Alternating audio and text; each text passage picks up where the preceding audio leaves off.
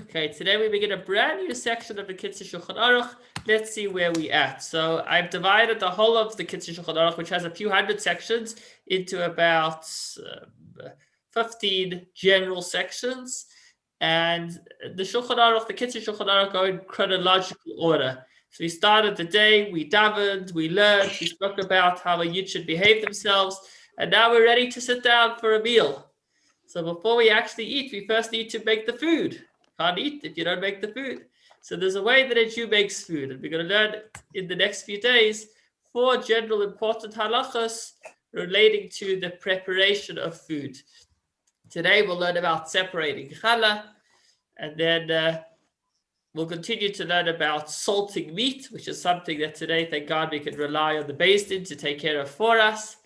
And then we'll speak about toveling dishes.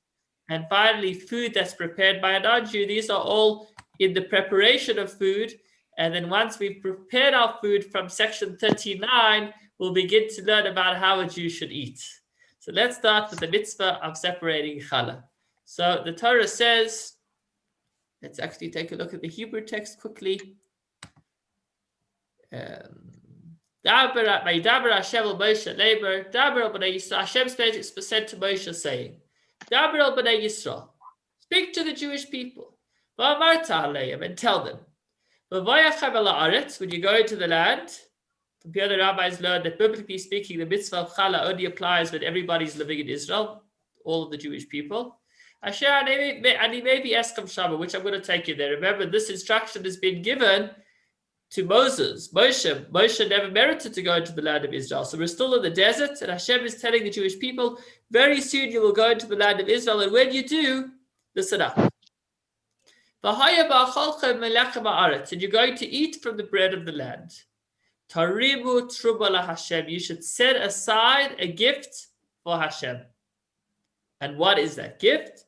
Reishis arisei seichem, the very first of your dough, challah, should be declared challah. Taribu truba, you should separate it as being separated as a gift. As in the case of the gift of the threshing floor, so shall you separate it. Now, it sounds a little bit redundant. How are you? One more line. Finally, from the very first of your dough, you should give as a gift to Hashem. That is it. So this is in the middle of Parshas Bamidbar, and Hashem says to the Jewish people, you're going to come into the land of Israel, and you should give a gift to Hashem. And what is that gift? You should take a section of the dough, the first portion of your dough, separate it for Hashem. It sounds somewhat redundant, and the rabbis learned out each additional word tells us more about the special mitzvah. But since this is not a Gemara class, it's a very practical halacha class, that was just to give you a little bit of background so you know what this mitzvah is all about. Let's now see practically how do we do the mitzvah of challah. Okay. So, Isarei Chabishis Bidei Dagon Chayeves B'challah. Any dough which is made of the 5 grains, meaning wheat, barley, oats, spelt, and rye. If you have bread or dough that is made of any of the classic 5 grains, so that, or not so classic, people don't usually make dough out of oats, because oats doesn't really knead very well. But anyhow, if you make dough out of any of these 5 grains, you are required to separate a special separation called challah. So in case you thought challah means what you eat on a Shabbos, that's actually slang. It's colloquially called that. But challah literally doesn't mean bread. Challah refers to a special mitzvah given to the Jewish people that anytime they make bread, they should separate a certain amount for Hashem. And that is the mitzvah of challah. And when we say challah, often we mean bread that has been designed in a way that makes it special for the Shabbos meal. But literally, challah is one of the 630 mitzvahs. So you've made your dough out of the 5 grains, and you need to separate challah. Before you start separating the challah, you make a bracha. Baruch atah Hashem Elokeinu melech ha'olam, asher kiddushanu b'tzos v'tzivanu lahaprish challah. That blessed are you, Hashem, our God, King of the world, who has sanctified us with his mitzvahs and commanded us to separate challah. Okay, how much challah should be separated? A kazayis. A kazayis, according to Reb Chaim Da, is about 28 grams, approximately. So it's a smallish piece, but it's a nice little piece of dough. Okay, now this kazayis of dough is then taken and burned in fire. Now, how did we end up with that? We spoke about, right? The verse didn't say anything about burning. The verse spoke about giving it as a gift to Hashem. Why are we burning it? We should be giving it as a gift to Hashem. Well, how exactly are you going to give foods to Hashem? So the mitzvah of challah is actually to give to Hashem's people, to the clergy, to the kohanim, to the priests. Now, the priests would have to remain pure at all times. So if you touched it and you hadn't been to mikveh, then you would actually disqualify it. Since nowadays, all the Jewish people are in a state of impurity until the temple comes and we have the red heifer again. So therefore, the moment you separate that challah, it instantly becomes impure. Therefore, we have to burn it. So actually what you do is you take that piece and you wrap it in a piece of silver foil and you put it in the oven until it's completely burnt and inedible, at which point you can throw it out. Okay. So yeah, that would also work if you're first heating up the oven. Maybe you could burn it before the other stuff is ready, while the rest of the dough is rising and all. Okay, so that's the basic mitzvah of how it's done. Now, as far as volume, we spoke about how much to separate, but what happens if you're only making it bulkala? What happens if all you're making is a little challah? You're going to separate it, you'll be left with nothing. So one of the things the rabbis learned was that it should be separated from the dough, a portion of your dough, meaning not all of it, but some of it. Now, what's considered your dough? What's considered a significant amount of dough? So it's the amounts that the Torah speaks about elsewhere as being the measurements in which dough would be made, challah would be made. And how much is that? Approximately 5/4 of flour, which is equivalent to the displacement of 43 1/5 eggs.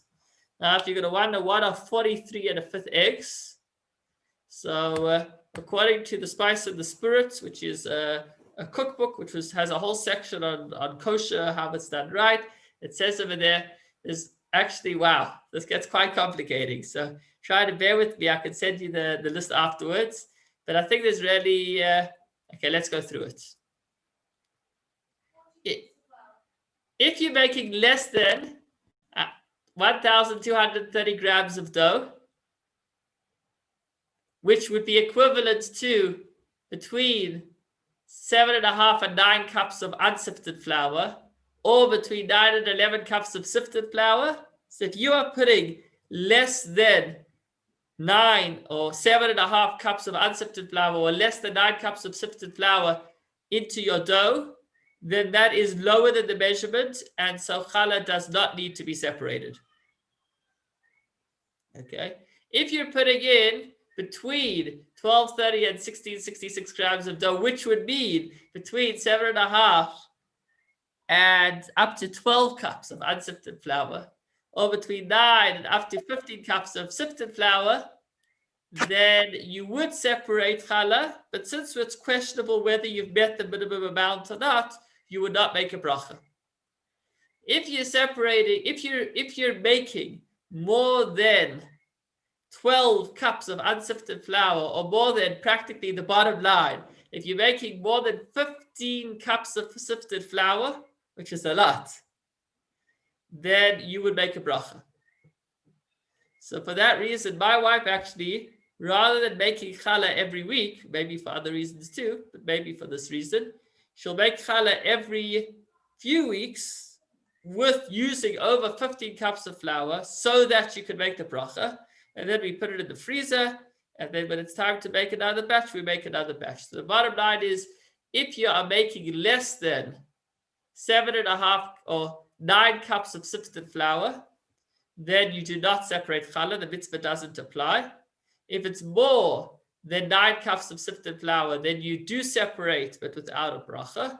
And if you're making more than 13 cups, then you separate with the bracha. Now, why is there so many different measurements over here? Because these measurements that the Torah gives of Omer goes back 1,000 years or more, 2,000 years, more, 3,000 years.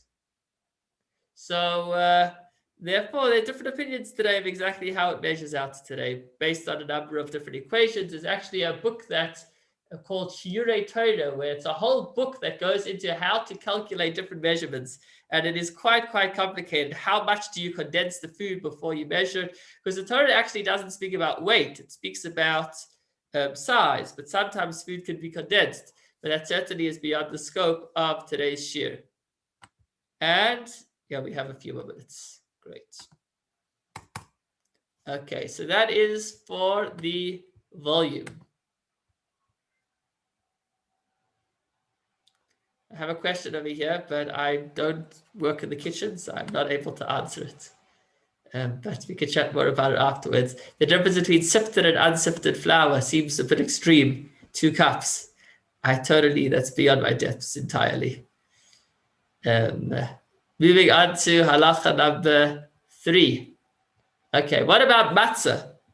Now, the issue with matzah is that from the moment that the water hits the dough begins to rise. And how many minutes do we have until it becomes chametz? 18 minutes, which means that the whole production line of matzah needs to be super fast. In a hand-baked shmura matzah factory, so they work in cycles of 18 minutes, which means that they hit the clock. They literally have a stopwatch in the room. And then at that moment, the window opens up, the water gets poured into the dough, and within 18 minutes, that whole cycle needs to be gone, meaning the tables are cleared, everything's in the oven. Now, if you're going to start separating some of the dough before rolling your dough into matzahs, you're delaying things, and you want to bake the matzahs as fast as possible. So therefore, when we bake matzahs, instead of separating challah, as is usually done when it's still in a state of dough, we separate the challah only after the matzahs have already been baked. And that actually is quite practical as well. If somebody forgot to separate challah while they were making the dough, they still are able to separate challah even after it's already been baked. So this is somewhat of a riddle. When do we speak about challah on Pesach? And the answer is, or even more, when do you speak about challah and matzah? The answer is challah is a mitzvah which applies whether the dough has risen or hasn't risen. So in fact, matzah is actually required to become challah, meaning not that it rises, but that you separate that portion that needs to be separated. So let's see that inside. Matzahs which are baked for Pesach, even though each individual batch does not have the required amount of flour, nevertheless, this is actually quite an important point. Since the matzahs are placed in one container, the container combines them into one unit, and you would need to separate challah. You must be careful that all the matzahs are inside the container. Even though part of a matzah is inside the container and some of it protrudes out of the container, it is nevertheless considered as one unit. So they fill up a trolley. It's kind of like a trolley. That's what they have in the matzah factories of hand-baked matzah, and then matzah is separated. But if whole matzahs are lying outside the container and are not at all inside the container, they cannot be considered joined to the rest. And even if they are covered by a cloth, it's not sufficient, meaning they all need to be in one unit. But if you place the matzahs in a sheet and you cover them with the same sheet, the sheet is considered like a container and combines all the matzahs. If you to open up a sheet and kind of throw all your matzahs inside and then wrap the sheet around the matzahs, then that would bring them all into one space. Even though in the middle some of the matzahs are uncovered, but be careful that a whole matzah does not protrude outside of the covering. So he's saying that take the matzahs out of the oven, and once you fill up your trolley, you separate challah. Now, how is this relevant? Because if somebody says, okay, I'm going to make a little bit of dough, a small measurement, and put it into my freezer, and then I'll make a little bit more challah later and put that also in my freezer, then they still would be obligated to separate challah. Because the freezer is a single unit that combines whatever you're baking together. So this measurement that we spoke about before of using more than 9 or 15 cups of sifted flour, it doesn't only apply in a single batch. Even if you're doing a few batches, but you're putting those few batches into one space, into one unit, into the freezer, then you still would be required to separate challah, which is an interesting thing that not everybody knows. Okay. Okay, here's an interesting one, and that's regarding yeast. So leaven taken from dough for the purpose of fermenting other dough. So you made your dough, and then instead of baking it all straight in the oven, you take some of the dough and you're going to use this as an agent to help other dough ferment. So you would need to remove this dough before separating challah. Why? Because you're going to be putting this dough into another batch. So if you first got to separate challah, and then you're going to take this yeast and put it into another batch, then you have a mixture of dough that some of it did already have challah separated from it, and some of it didn't. And you want to keep it separate. You need to have clear, this dough did have challah separated from it, and this dough didn't. You don't want to mix the two together. But leaven, which is taken for fermenting liquids called borscht, should be removed after you have separated challah, because you're not going to actually be putting this yeast into other challah, you'll be putting it into a drink. So therefore, you want to make sure that challah is separated from now. It's almost like, think of it as a disinfective process, or certifying process. You know, in a factory, before anything goes onto the market, the food needs to be certified that it's okay. In fact, in some factories, they actually have a metal scanner, and all the food goes through the metal scanner at the end in case one of the machines sheds some metal into the food. The scanner checks that there's no metal in any of the food. So before food goes out, it needs to first be certified or disinfected. So the same thing goes with baking bread. Until a Jew eats bread, even if it was all done with kosher ingredients, challah has to be separated. As long as challah has not yet been separated, then all of that bread is somewhat still not kosher. Once challah was separated, it's kind of been spiritually okayed, and then it can be eaten. And you don't want to mix dough that did have challah separated from it with dough that did not have challah separated from it, which is the reason for halacha number 4. Now, after Pesach, when you buy leaven or yeast from a non-Jew to ferment dough, be careful to separate a piece of dough for challah, which is greater in size than the leaven bought from the non-Jew. So that which actually, when you're buying dough from a non-Jew as well to bake it, you should be separating challah as well. I'm not sure why he says specifically after Pesach. I'm not sure. Can't tell you what I don't know. And finally, here's an interesting one. The mitzvah of separating challah doesn't only apply to baking. It applies to cooking and frying too. Now, usually you don't cook or fry dough. But donuts, for example, donuts, although they're fried, they're made out of dough. And the Gemara actually speaks about how one is required to separate challah from the dough of donuts, quite interestingly. So when you make dough for cooking or frying, separate challah without making a bracha. But if you intend baking some of the dough, even a small amount of it, then you would make a bracha. So even dough that is cooked does require challah to be separated, but without a bracha. Please God, tomorrow we will learn the rest of the laws about challah. We're almost there, but the time is 5:20, and then we will move on to the next very interesting discussion, which is salting meat and blood extraction. Now, although we don't need to do it today, we'll work our way through it and do it at a faster pace, since it's not what we do today, so that we understand part of when we're paying for kosher, part of what we're paying for is a whole science of salting. So maybe you heard about it from your grandmother's kitchen, but stay tuned tomorrow to learn about extracting blood. Rabbi, question. Yes.